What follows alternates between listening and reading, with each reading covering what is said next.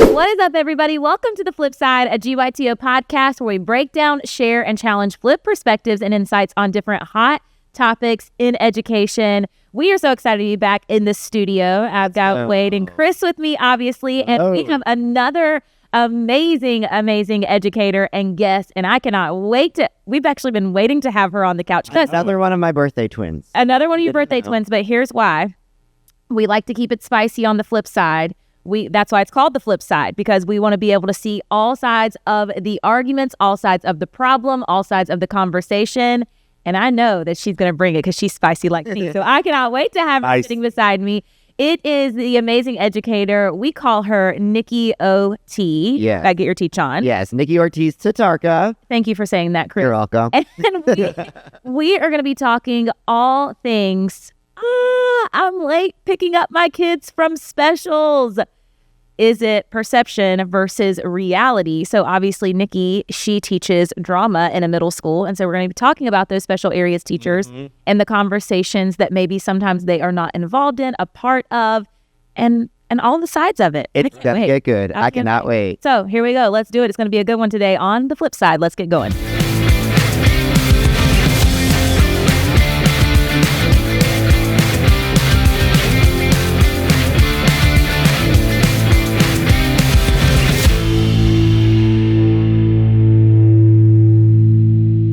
All right, so Wade, last December at the end of the year, you recently turned 40.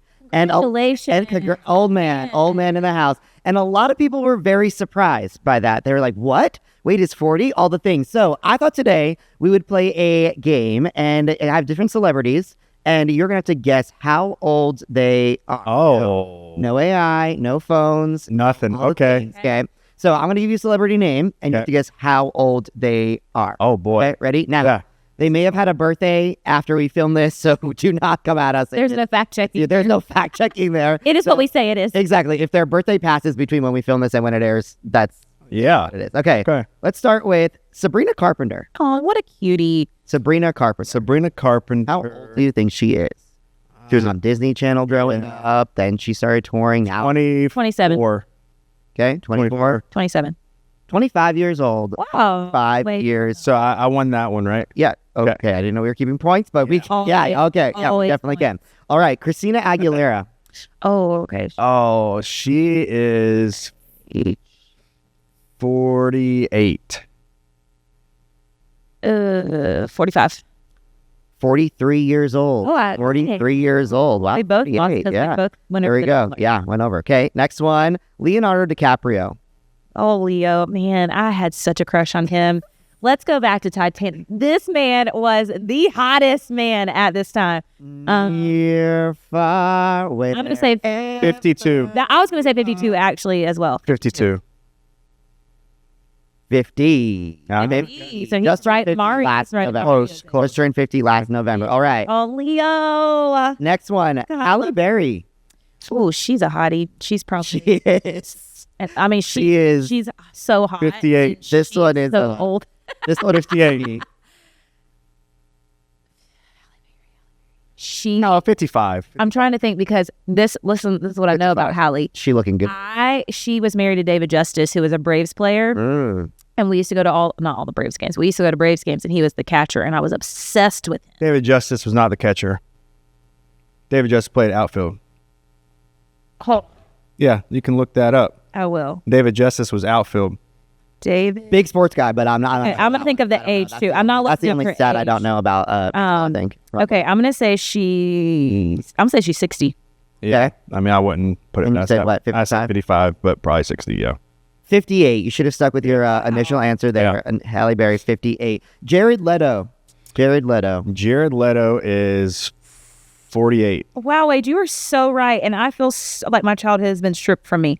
I love David Justice too. I can't remember who the catcher was at the time, but I love the catcher too. I'll have to look that up later. She just loved them all. Okay, Jared Leto. How old is Jared? I said 48. This is Wade's obsession. I do love Jared Leto, but I may be wrong with his age. 48. Weird. What a weird guy. So he's a creative guy. That's why. I mean, he's an amazing guy. Creative people are weird. Anyway, yeah, please make home. 45. 52. Oh wow. Yeah. 52. Great for 50. All right, Vera Wang.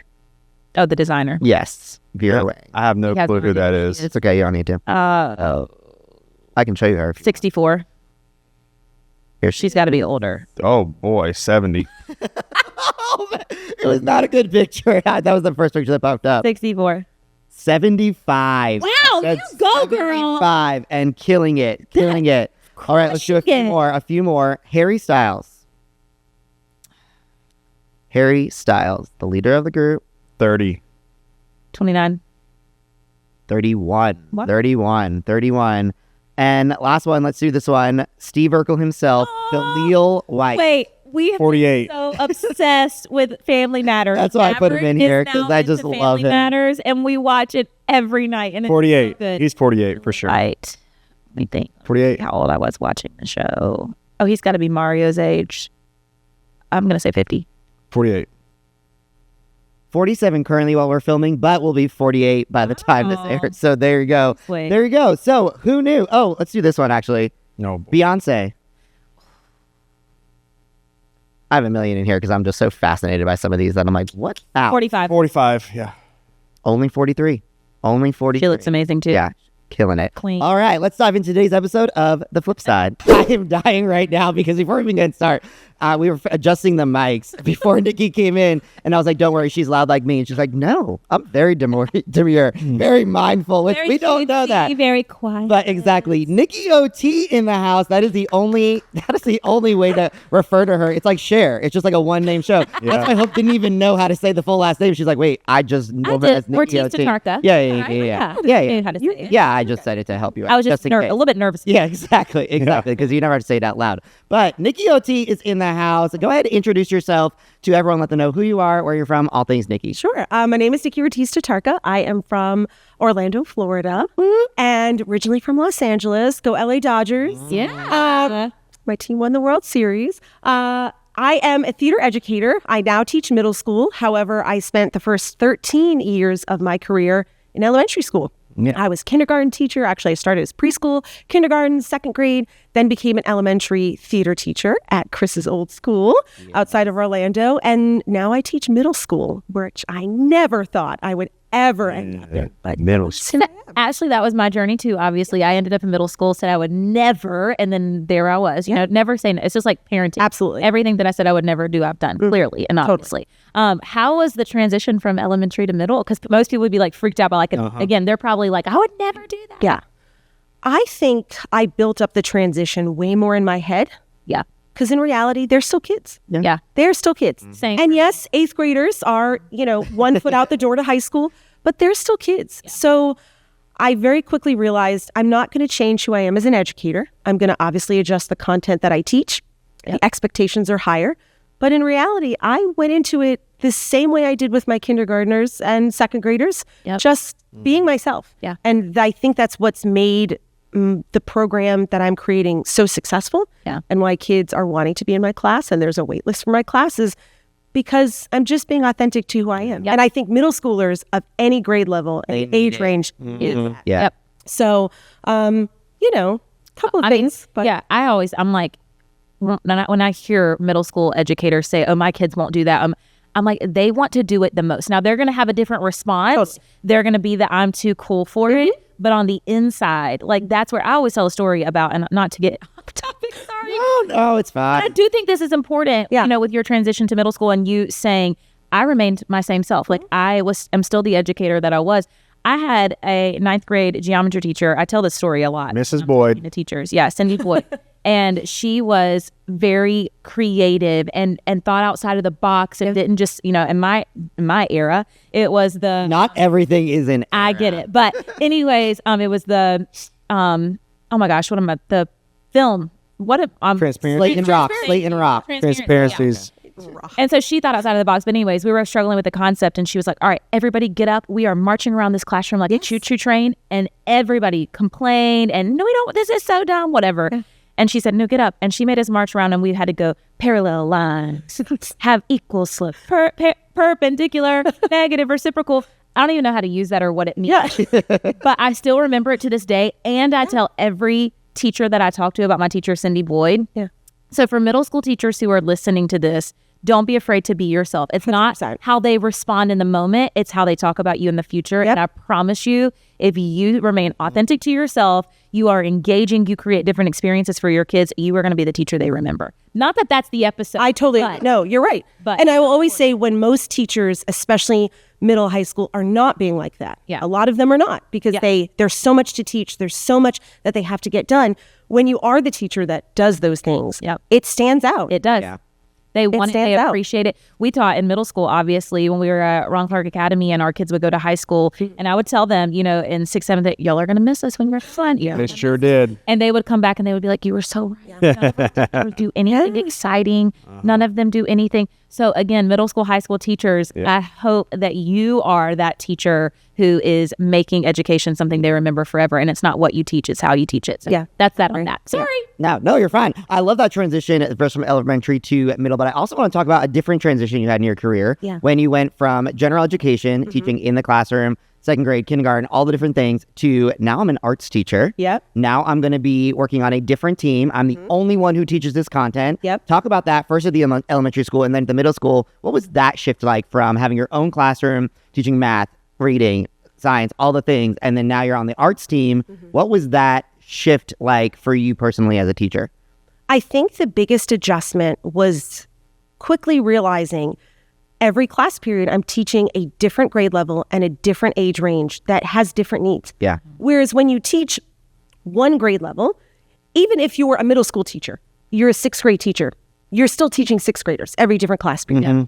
Whereas as an arts teacher, I would go from start the day with 4th grade, then kindergarten comes in 5 minutes later, then it's 3rd grade, then it's 2nd grade, and it's this constant. It's not even like they're flash. getting bigger as the day Right, goes they're on. not. It's Whatever all over master the place. schedule is, And so I think you quickly, within a 5-minute period, not only have to change things in your room sometimes, you also have to completely change the mindset because you're dealing with a different group of students. And then add on top of that, if you are in a situation where you also have too many classes in terms of grade level classes for the number of arts teachers that are there, then every Often week, happens in schools. then every week is different. So one week I've got this teacher's class in all those grades, and then next week I've got a different group that will have different needs because every class is going to have different needs. Yeah. That was the biggest struggle for me in terms of the transition, was having to just be able to turn off what just happened with 4th grade and now switch to kindergarten and what they need. And that was a huge transition. I think I was very lucky when I transitioned from 2nd grade into the arts team. I had already known those teachers. So that transition wasn't as difficult. Different when I switched to a totally different school because, again, I'm the newbie, 17 years into my teaching career. Here I am, the new girl. Like, oh, please like me. I want to be your friend. But I think it's realizing that you have to be on mentally, physically, for these children that have totally different needs. Yeah. That was the biggest transition for me.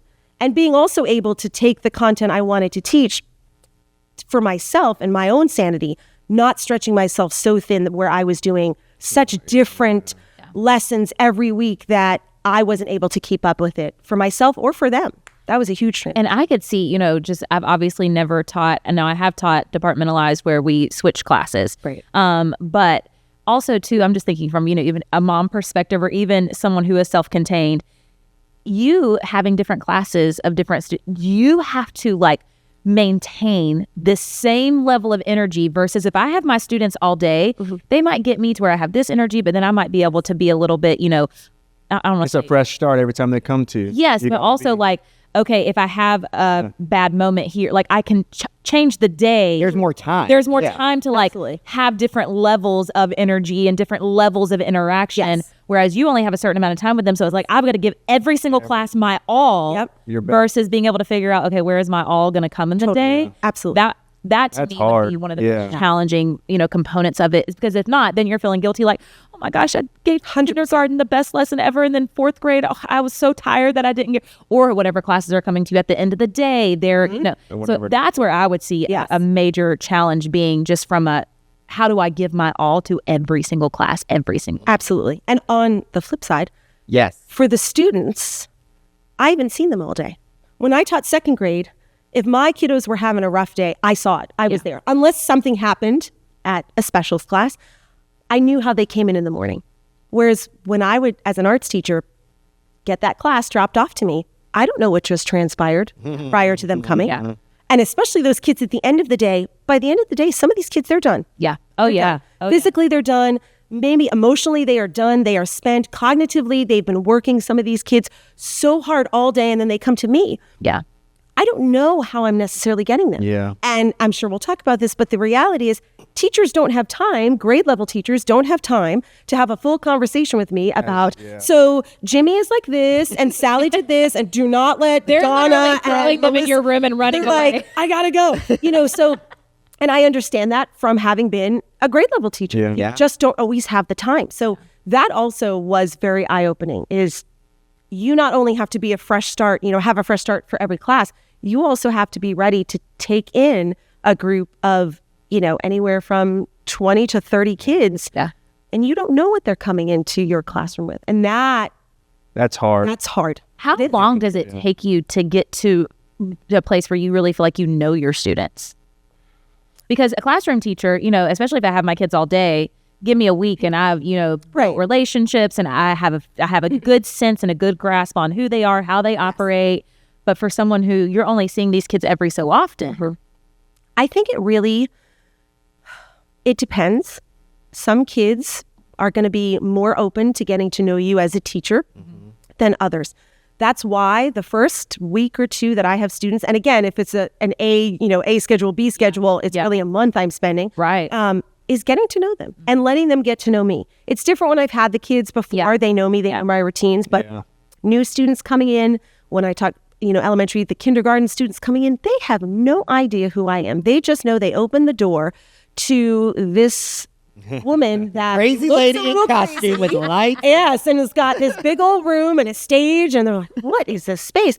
So I have to put the time in. So it usually takes, at the elementary level, it would usually take a couple of weeks. And that's why I would just kind of ease them in, because once they get to know you as the person that you are, and for me, once I get to know them as the person that they are, then I can really do my job. Yeah. And then they can really learn. Yeah. And it's really not that different in middle school either. It's really giving themselves and myself time to just acclimate to each other. And I think that is a benefit. And like he said, we got to work together at the same school for years. And I think just the building the relationship over time is an asset to an arts team that once they know you in kindergarten, they're so excited to get there in first grade and you can really hit the ball running. It's all the variables in between that kind of messes that up of what that looks like. So let's talk about the students. Let's talk about drop off. Okay. And we might get spicy. Hope already said it earlier and I already knew because I'm like, oh, I know some of these things that she's going to say. I hope. And if not, I'll say it for her because I've seen her teach in action.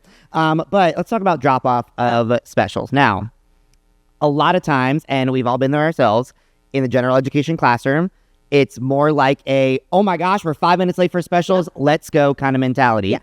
And it really wasn't until I had someone like you specifically who was like, no, you don't understand. I only have 40 minutes to begin with. So if we chop off 5 in the beginning and then I can't get a need done, we have that. Talk about kind of that narrative and what you're seeing, not in the teachers in your school now, but just teachers in general, of that kind of perception of specials time, Right. arts time, in that kind of transition area. Yeah. I think universally as teachers, we always say we never have enough time. Doesn't matter what level you teach, what class you teach, there's never enough time. And I know administrators feel the same way. They've got to meet with teachers. And I think that a narrative can build when teachers, and I know there are exceptions to the rule. I know that there are teachers who always are meant to be on time and respectful. But when there's this mentality that, well, I know it's art class, but, we got to finish this and we'll get there when we get there. And on the other side of it, I mean, the flip side. On the flip side, on the flip side, I have to finish making these copies. They're going to be fine. They're in dance class. They'll be okay. You are not being respectful to that teacher's time. And as teachers, we always go off about how my administrator could have made this an email. I've got things to do. I don't have enough time. They're not being respectful of my time. Yeah. That needs to be universal. Yeah. We need to respect each other's time. In the end, we are all doing the same job. We are all teaching kids. We are all trying to make the most of the time we have. And I think when we start this habit of showing up late to class or picking up late from class. It not only builds the narrative adult to adult that, well, I understand you've got a class, but, your class isn't being assessed on a test, state test. Yes. Which I can go off about that. And you will. We will. But the other part of it is it built a narrative for the kids. Oh, it's okay for me to be late to art class. Yeah. It's okay for me to be late to, it's just music class. Yeah. It's just theater class. It's just PE. It's okay for me to be late. And that sticks. That starts to stick with kids. And now, in the middle school side, I see these kids running for the door because y'all can't be tardy in middle school because you get written up. They're on their own getting there. Yes, they're on their own. But it builds this sort of, I've got time. It's just insert elective or arts class name. Yeah. What's up, everyone? It's Chris. Thank you so much for listening to part 1 of this episode of The Flip Side. To continue the conversation, be sure to tune in next week for part 2 of this episode. Until then, we'll catch you on The Flip Side.